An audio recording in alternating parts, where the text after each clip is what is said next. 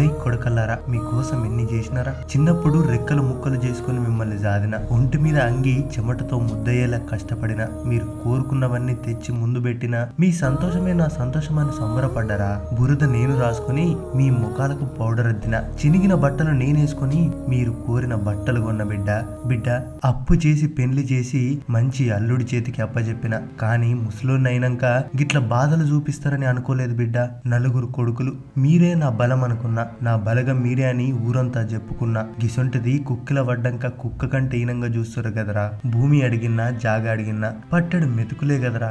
భూములు పంచిన కానీ నేనుండడానికి జానెడు జాగియడానికి మీకు మనసు రాలేదు. రేపు సచ్చినాక కూడా వంతులేసుకుని నన్ను కాల్ చేస్తారేమో. వద్దు బిడ్డ, మీరు కట్టె పేర్చనక్కర్లే, కాలబెట్టాల్సిన పనిలే, అగ్గిపెట్టే ఖర్చు కూడా మీరు పెట్టక్కర్లే. నా తల కొరివి నేనే పెట్టుకుంటున్నా. మళ్ళీ జన్మంటూ ఉంటే మీలాంటి కొడుకులని కనొద్దని కోరుకుంటా. మీ పెళ్ళాం పిల్లలతో మంచిగా ఉండుండ్రి. ఈ అయ్యకి దినం కూడా చేయొద్దు. ఎవరికెంత అని వాటాల దగ్గర మీరు కొట్టుకుంటే పైనున్న నా ఆత్మ కూడా బాధపడుతుంది. నాకు పిట్టకు వెట్టకపోయినా పర్వాలేదు, కానీ కొడుకులను గాని నేను పడ్డ బాధ మీరు పడొద్దు బిడ్డ. ఇవి చావుకు కొన్ని క్షణాల ముందు తనకి తానే చిత్తి అంటించుకోవడానికి కట్టెలు ఏరుకుంటూ ఓ తండ్రి పడ్డ ఆవేదన ఇది. చితిపై పడుకుని ఓ తండ్రి నెమరేసుకున్న జీవితం ఇది. చెప్పుకునేందుకు భారీ బలగం, నలుగురు కొడుకులు, ఒక్క కూతురు. బతుకు చక్రంలో కాదు నీకెవ్వరు సొంతం అనేది తెలుసుకున్నాడు ఓ పెద్ద ఆయన.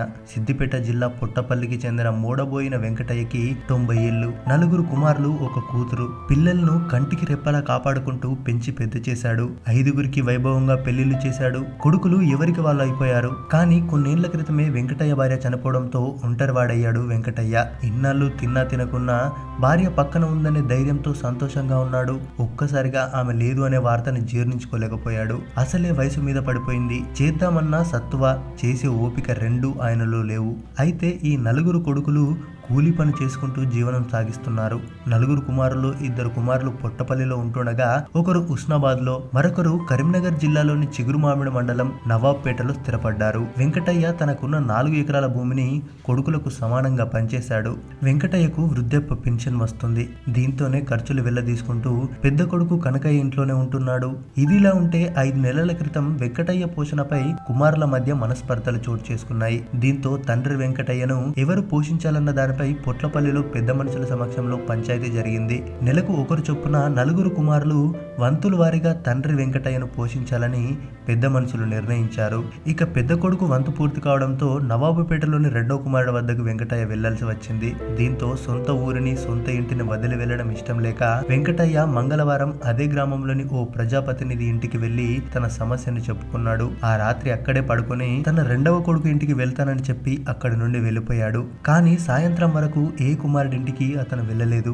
ఇది జరిగిన 2 రోజుల తర్వాత పొట్టపల్లి గ్రామ సమీపంలో కాలిన స్థితిలో ఓ బాడీ కనిపించింది. ఆ మృతదేహం వెంకటయ్యదేనని కుటుంబ సభ్యులు గుర్తించారు. అదే స్థలంలో కుప్పలుగా పేర్చిన తాటికమ్మలు కాలిన స్థితిలో కనిపించాయి. దీంతో వెంకటయ్య తాటికమ్మలను కుప్పలుగా పేర్చి దానికి నిప్పంటించి అందులో దూకి ఉండవచ్చని పోలీసులు భావిస్తున్నారు. ఇది అక్కడ జరిగిన కథ.